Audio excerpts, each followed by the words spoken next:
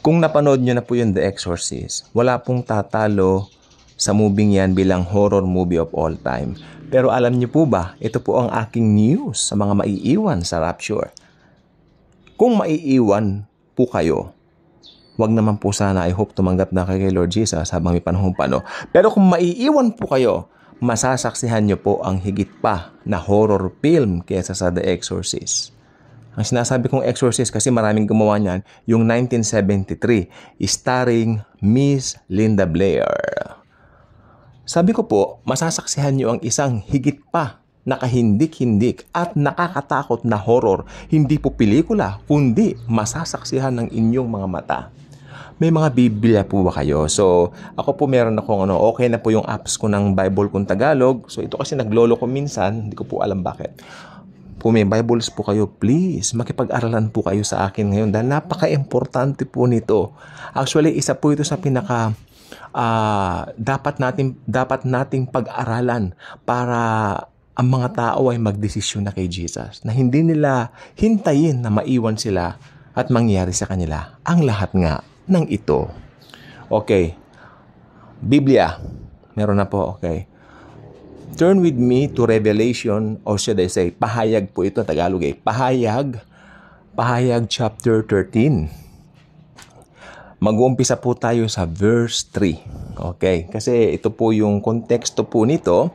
Hindi ko po alam kung hanggang saan, no?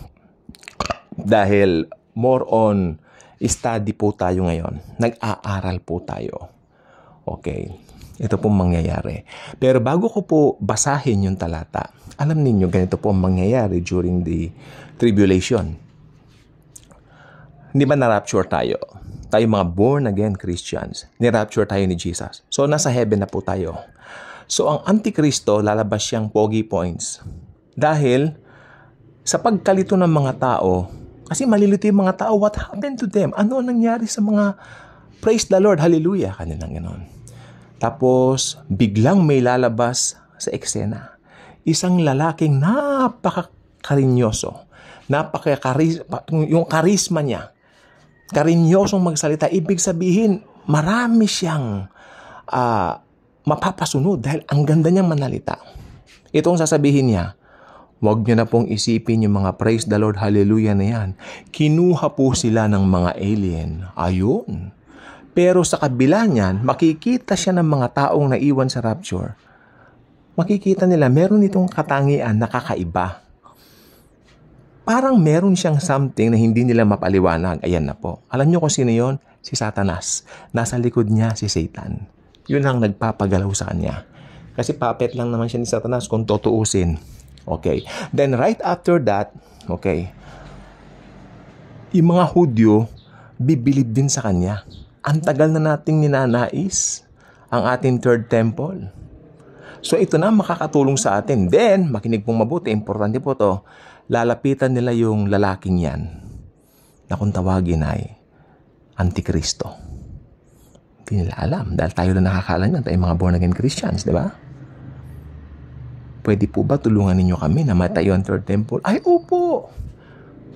Wow! Very friendly, Naka-smile lagi. Sabi ko nga po, karinyosong magsalita sa mga tao. Malakas ang karisma sa mga tao. And all that, you know what? Mamamangha ang mga tao sa kanya. At ang mga Hudyo, hindi ganun kadaling mamangha. Pero namangha sa kanya. Ang malungkot lang po, alam niya sa part ng mga Hudyo. Sabi ni Jesus sa Aklat ng 1, dumating ako pero tinanggihan niya ako. Pero merong isang darating sa kanyang pangalan, tatanggapin niyo siya. Yun yung Antichrist. Hinulaan ni Jesus yan. Diba? Kaya sabi ng mga Hudyo during that time, please help us build our third temple. Oh, no problem. It will be built soon as you want. And then, makinig pong mabuti, may pipirmahan siyang tinatawag na peace treaty, sa Israel. Alam niyo po ba, pag pinirmahan niya na yon, pasok na po ang 7 years of tribulation. Agad na po yan. Ayan na po. Umpisa na po yan. That's it. Ayan na. Bilang na. Umpisa na. Pag ng peace treaty niya, naganap na. Umpisa na ang tribulation. 7 years po yan. Pag nabilang yan, that's it. Second coming na po after 7 years. Pero, ang masaklap nito, daranasin ng mga taga-mundo ang pinakamalupit at pinakamatinding pangyayari sa kasaysayan ng daigdig na hindi pa nararanasan kahit kailan. Okay. So, ang Antikristo po ay very charming, no? At siya po ay masyado pong popular, famous. Walang binatbat yung mga sinusundan ng mga vlogger ngayon ng mga sumisikat na tao. Na?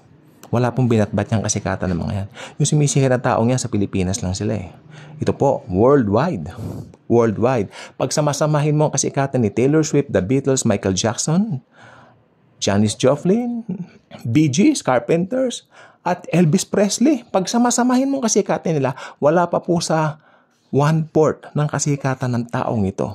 Halos sinasamba na po ito. Masyadong bilib ang mga tao sa taong ito.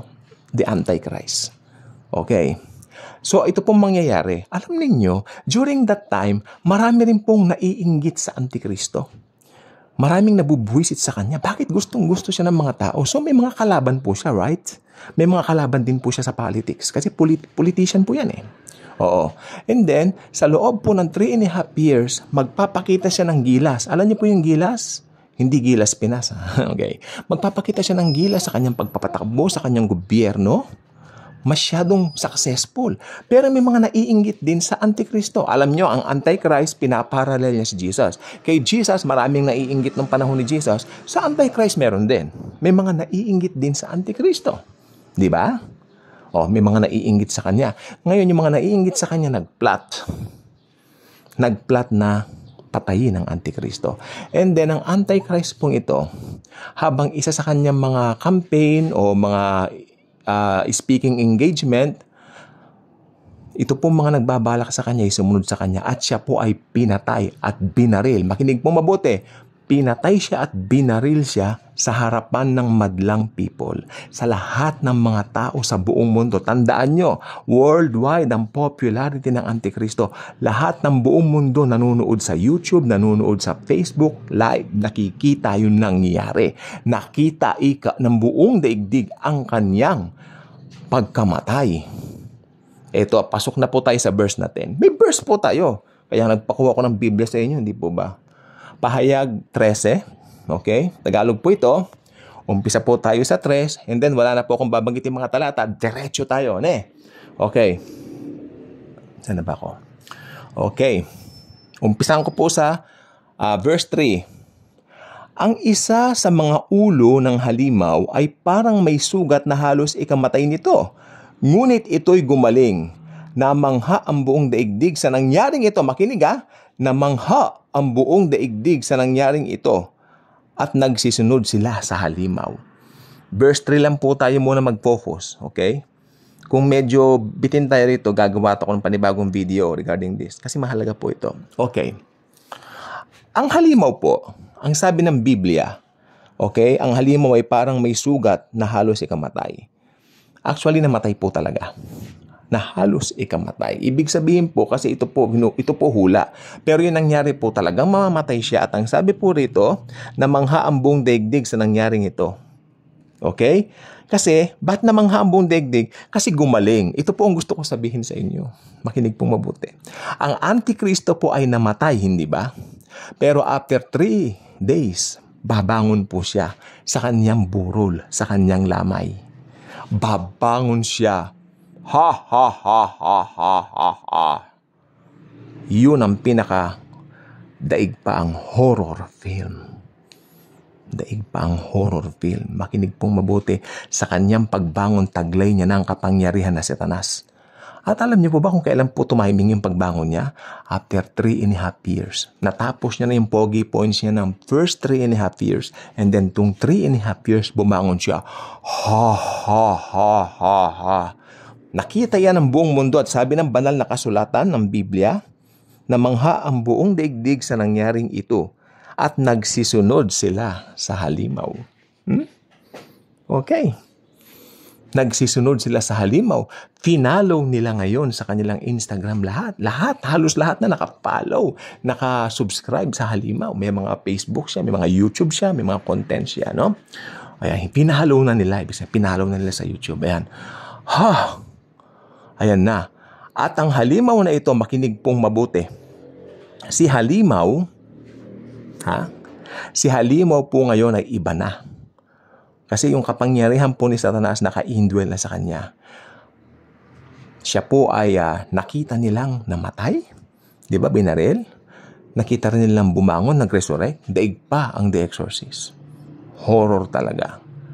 At ang gagawin ng Antikristong ito ay pupunta po siya sa Jerusalem. Bigla siyang papasok sa templo. Itigil ang mga pagsakripisyo. My Lord, that's it. Nakakakilabot po. Mapapanik siya sa pinakamataas na pwesto doon. Ito po yung Holy of Holies. At sasabihin niya, ako ang Diyos. I am the God Almighty. Worship me. That's it. Pero syempre, alam niyo mga Hudyo, pro-God yan kahit papaano. Kahit hindi nila kinikilala si Jesus, naniniwala sila sa God. Ang pangalan YHW, Yahweh. So hindi nila pwedeng anuhin yung halimaw na yan. So, doon lang po magkakaroon na po ng division.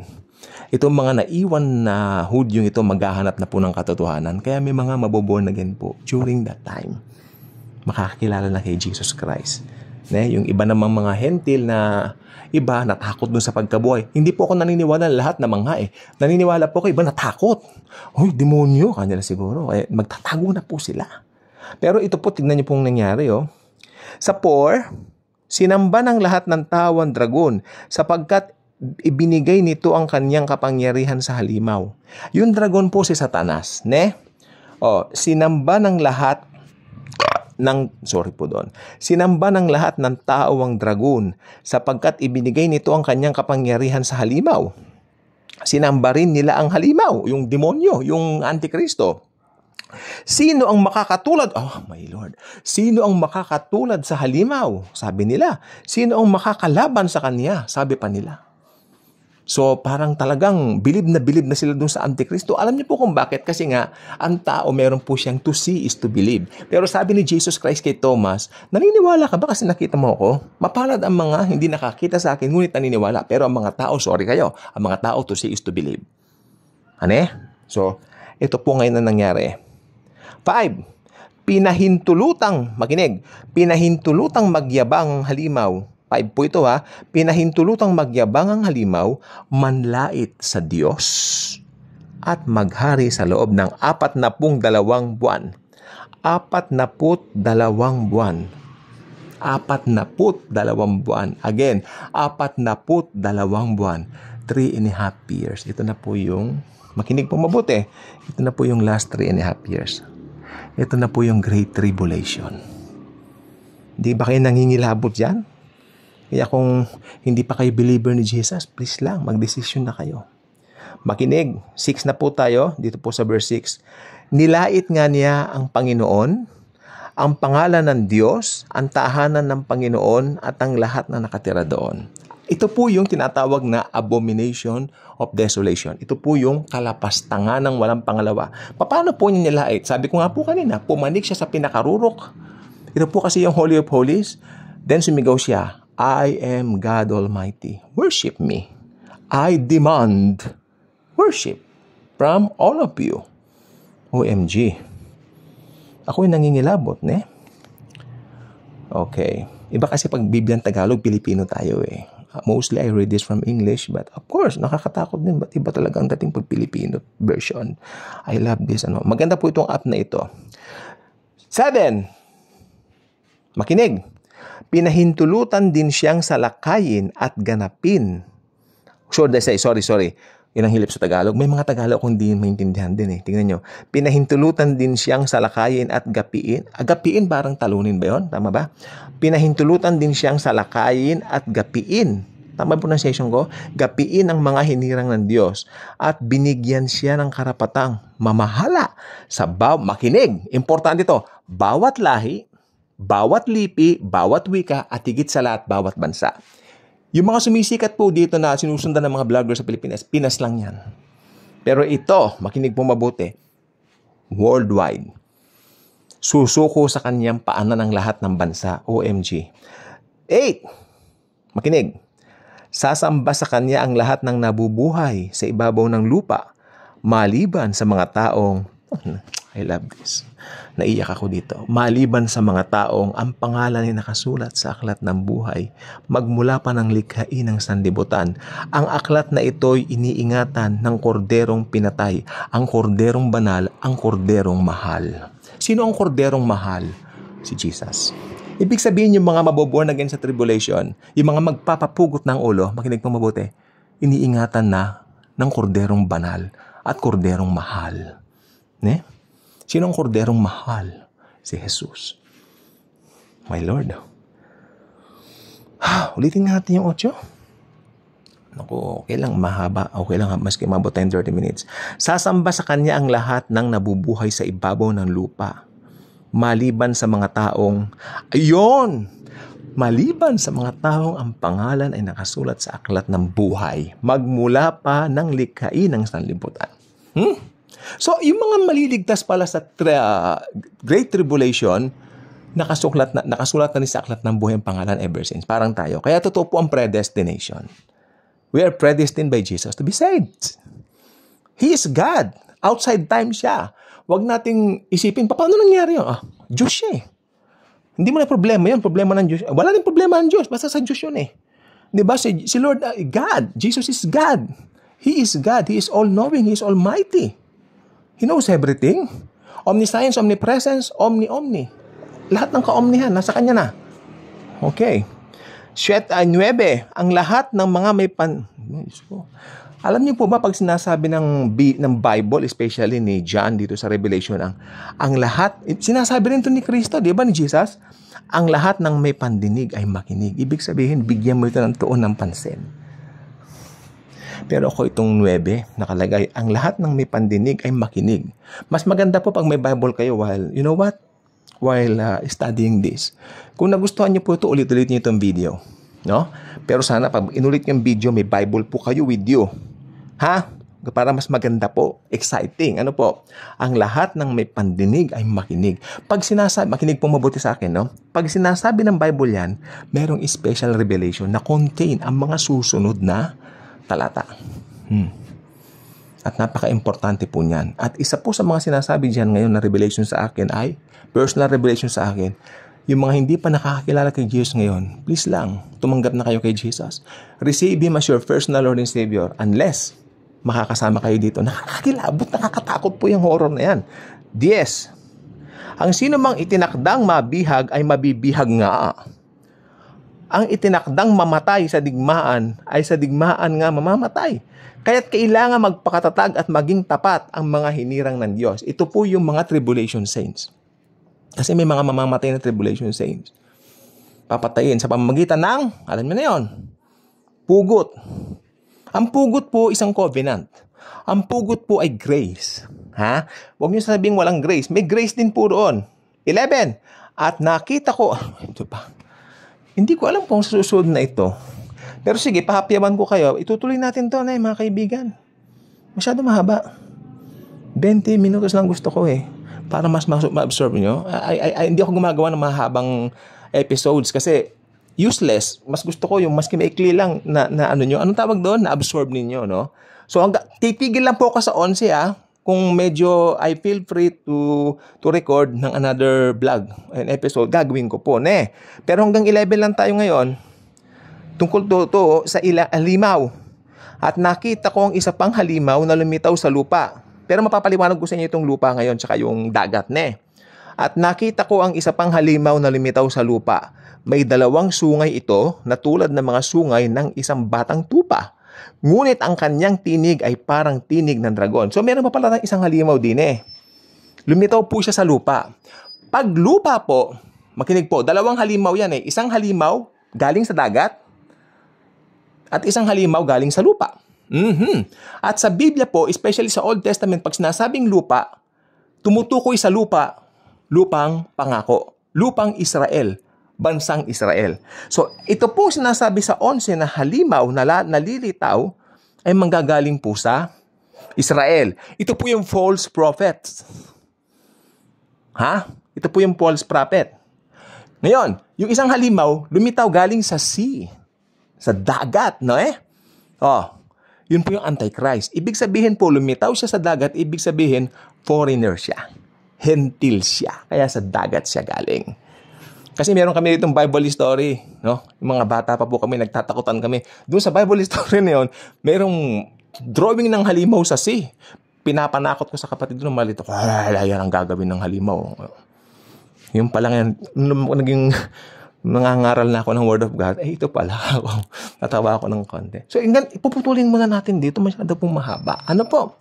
Okay, sige, I hope natuto po tayo, including me, ha? Ako, maski matagal ko na pong alam itong mga ito, alam niyo po ba natututo po ako? Karangalan po maglingkod sa inyo sa pangalan ni Jesus. Bye-bye.